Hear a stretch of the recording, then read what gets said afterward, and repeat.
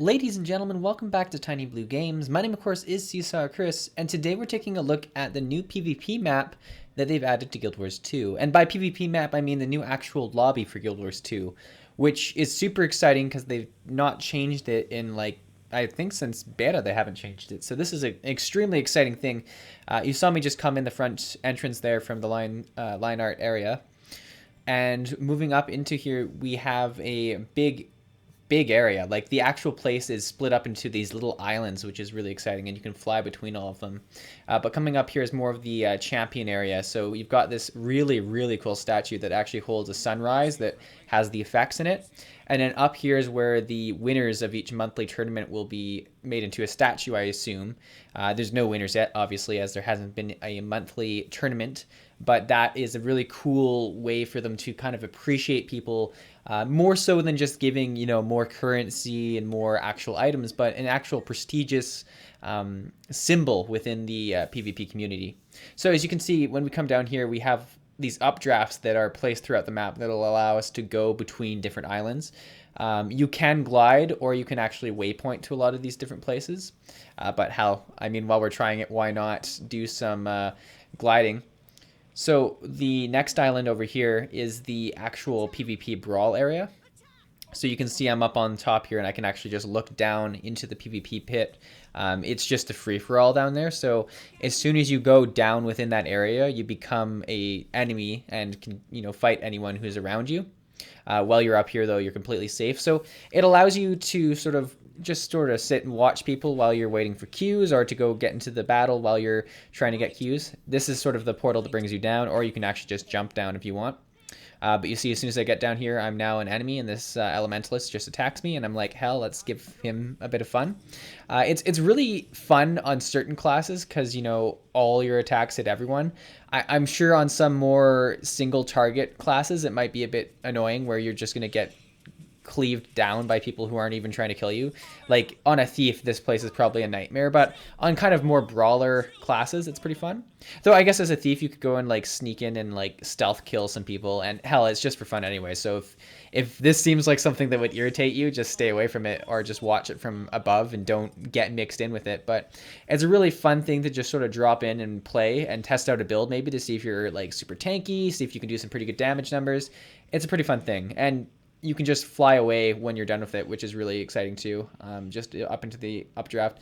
The updrafts seem to be very lenient in terms of getting into them, which is nice too. It's not kind of like some of the new maps where you have to be exactly where the updraft wants you to be able to get into it. But hell, it seems like a really fun time.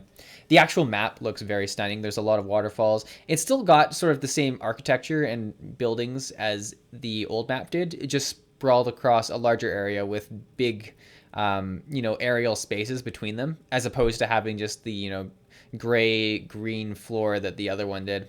There's this really nice fountain here, and this is right near the bank, actually, which is more of an official-looking bank this time, too, which is kind of nice. It's not just sort of, placed in there like they had thought of it at the last second. And then over here we have the game browser and PvP salesperson. They're sort of off by themselves. They've got a little campfire, which is kind of cool, but I don't know. It works pretty well. And then I realized that there was this weird island over here where someone was standing and a weird llama. So I was like, hell, I got to go try this out. It seems like you can pretty much fly anywhere that you want with these updrafts. They're pretty generous, as I said before. They bring you right up. And you actually get an achievement for coming and checking out this little llama. So there you go. This is the one helpful hint of the video.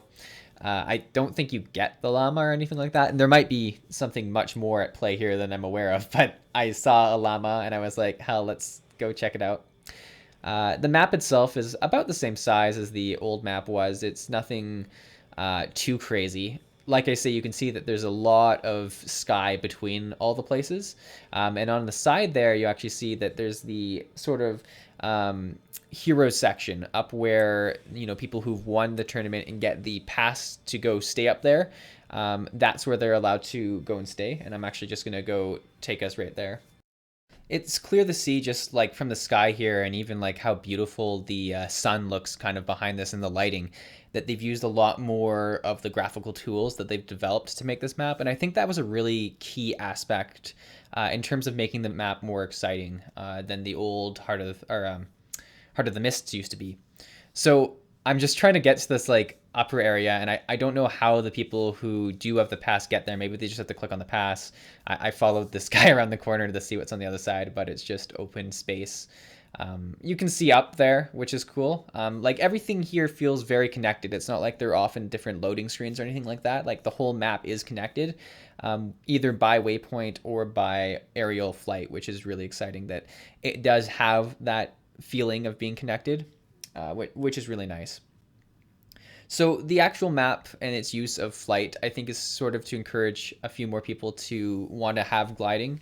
Obviously, you don't need gliding to be here, so people who don't have Heart of Thorns can explore the area, but it does introduce those free-to-play players to the gliding and how cool it is to have a glider and glide between places, which I'm sure some people who are watching this might be a bit upset about, that it's more ramming. It's not ramming it down their throat or anything like that, but it is more obvious. This, just before I continue this point, look how beautiful this waterfall place is. It is just excellent. And there's a little cat here that might be able to come into your house, which is really exciting. I'm not sure what he wants, but there is a cat there. But like I'm saying, there is more gliding in this map than the other one by far. Not that you couldn't glide on the other map, but I'm going to say you're going to see a lot more people gliding in this map. And that's going to make people very excited to want to get gliding if they're just in the free-to-play game right now. And I think there's nothing wrong with that. They've done it very well where they have waypoints everywhere. For instance, if there was a part of the map you could only glide to, that would be a huge red flag. But I think they've done it very well. So in this area, you can see the golems are all here from the other map. Like we have the large group of them, we have the single golems, we have the specific enemies you want to try and fight, which is excellent. They're kind of more spaced out, and I think there's a few more sets of some of just the ordinary golems, or at least they're now just closer together instead of being kind of on the opposite sides of the map. And we do have an indestructible golem right here, as well as this really cool area that might be something else as well. There's like kind of a sign that points down, and like an ancient looking golem. I'm not sure if it does lead to anything, but aesthetically it's really nice because it kind of gives you the feeling that people have been practicing in these mists forever. Like this is just a place that's been here. They do have the trebuchets again. I'm not sure how useful they are, but hell, I was like, let's give it a try.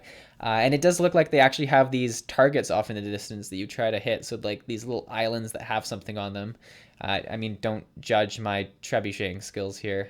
I'm pretty bad at the trebuchet, so maybe I actually do need this section a lot more than I think I do. But it doesn't go great. I do get it on the last one here. But yeah, the map itself, I'm very pleased with. I'm excited to see what you guys think about it. Let me know in the comments below. But yeah, this is just a quick update video. Thanks for watching, guys. I'll see you in the next video.